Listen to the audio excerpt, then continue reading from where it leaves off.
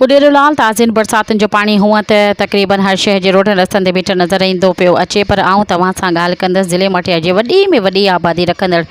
Union council Uderolal village, जंहिंखे नंढे तोड़े वॾे इलेक्शन में बी पी जो गढ़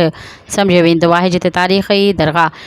अमर उॾेरोलाल अलमारूफ़ शेख मोहम्मद ताहिर जी चौधारी 3 खां 4 फुट पाणी बीठल आहे। जीअं त उॾेरोलाल में गंदे पाणी जे छोड़ जूं 4 खॾूं पिणु मौजूदु आहिनि, जिन ते पब्लिक हेल्थ खाते तरफ़ां ड्रेनेज डिस्पोज़ल पिणु ठहियल आहिनि,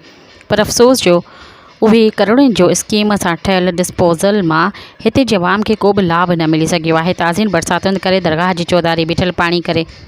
मुग़लनि जे दौर जे किले नुमा ठहियल दरगाह जी भितियुनि में ॾार पइजी विया आहिनि। बहरहाल असां ज़िक्र कंदासीं ॼामोट पाड़े जे खॾ जो, जंहिंजे गंदे पाणीअ जे करे पासे में रहंदड़ हिकु ग़रीब सरताज मोहम्मद शाह जो त हिन गंदे पाणी में त हिन मिस्किन जूं ख़ुशियूं ई खसे वरितियूं आहिनि, जीअं हिन मिस्किन जो घर मुकमल पाणी जी लपेट में अची वियो आहे। पर अफ़सोस जो मटियारी ज़िलो केतिरनि ई मैदिया जे मालामाल हूंदे बि हिन सैद खां मटियारी जे कंहिं बि कामूरी या चूंडियल नुमाइंदे का सार न आहे लथी, जेको हिन वक़्तु पंहिंजे बचनि सां गॾु बेयारो मददगार बणियल आहे। हिन वक़्तु मौजूदु आहे ज़िले मटियारी जी वॾे में वॾी आबादी रखल यूनियन काउंसिल उॾेरोलाल विलेज, जिते ताज़ियुनि बरसातुनि जे करे खॾूं,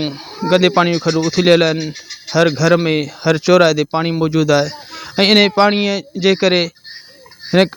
ॼामोट मोहल्ला में रहंदड़ हिकु ग़रीब सैयद जो घर जेको मुकमल पाणी हेठि मौजूदु आहे ऐं पाण कीअं बि ज़िंदगी गुज़ारे अचो त हुन खां हाल वार वठूं। ऐं असांजे हिन बरसाति में को नुमाइंदो लड़ी आयो आहे पीपल्स पार्टी जो, ऐं वोट वठण लाइ सभु था अचनि। असांजी परज़ोर मुतालबो आहे DC मटियारी खे ऐं मखदूम जमील ज़मान खे, उन कोऑर्डिनेटर मुमताज़ शाह खे पाण अची विज़िट करे ॾिसनि असां ग़रीबनि जी हाल छा आहे। सब्सक्राइब कयो अवामी न्यूज़ HD खे ऐं ताज़ा तरीन ख़बरुनि लाइ ॾिसंदा रहो अवामी न्यूज़ HD।